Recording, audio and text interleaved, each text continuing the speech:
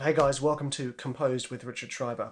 Today I wanted to go into my writing process again. I've previously gone into my writing process for our Elephant Music and my Piano Works. I don't know what 10 albums is. Uh, One of you probably does. I was going to say like trilogy, but that word for 10.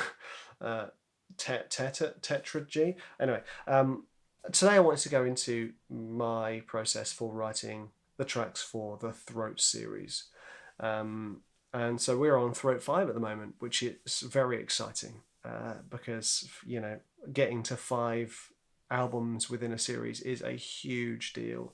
And Throat has been so incredibly successful, and I'm I've been so blessed that the tracks have been placed on so many things. And the reason I want to go into this, because I get asked a lot about my writing process for organic sound design, because it's not the same as writing straight with, just loading up a template that has samples in it. Organic sound design, you're going out and creating your own samples, you're recording your own sounds. So it's a different approach.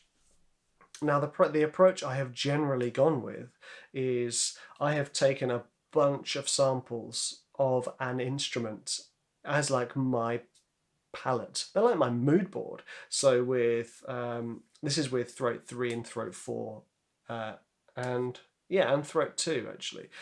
2, 3, and 4. I just recorded some cello sounds, and those cello sounds became the sound palette. That was for Throat 2. Throat 3, we recorded 3 cellists and a double bass player. We had a morning session, so we got a good couple of hours of footage of uh, footage, audio, of them doing all sorts of different things, weird effects, riffs, drones. It was just fantastic, and I just took all those and I used those as the starting point for the tracks that I wrote. And Throat 4, similar thing. I used this little violin and my cello, which is behind me, and I just started recording it. I would just sort of open up a new project, record a couple of sounds to get my intro. Now, I often talk about my intros, and intros being like they set the tone for the piece. So once I had the tone for the piece, the rest of the track fell into place really easily. And that's what I'm doing for Throat 5, which is this one here. I am finding and recording sets of sounds that become my tone, my mood board, my tone palette for the whole album.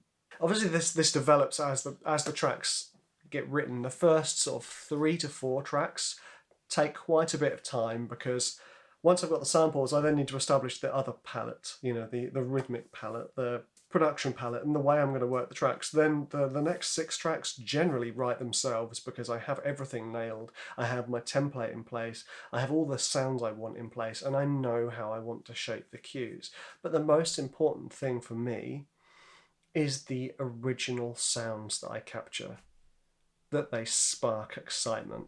Because what happens is this: if you record a sound that doesn't spark excitement, when you put it into your workstation, like Logic for me, I put the cans on and listen. Well, this isn't exciting. That's not what I want. I want a sound that I hear and go, oh, hello, hello, hello.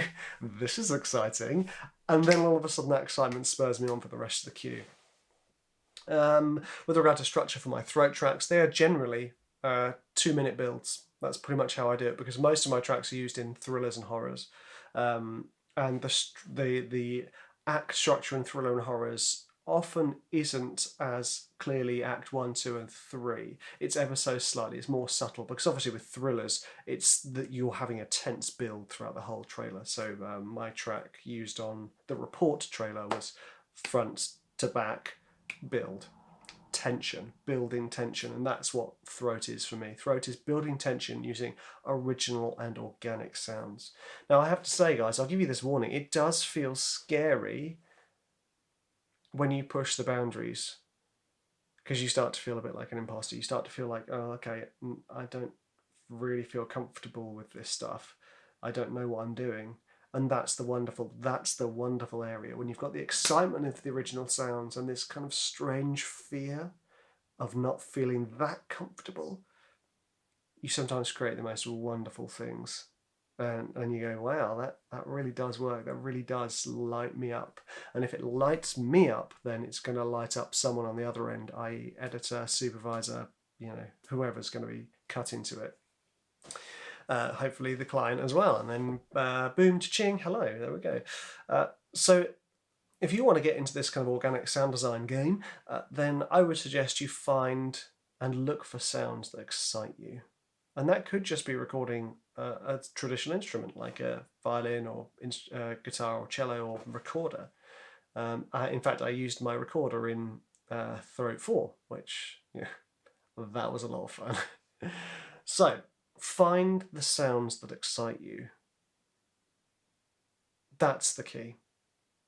Then once you've got those sounds that excite you, you try and make those sounds the centerpiece of the cue.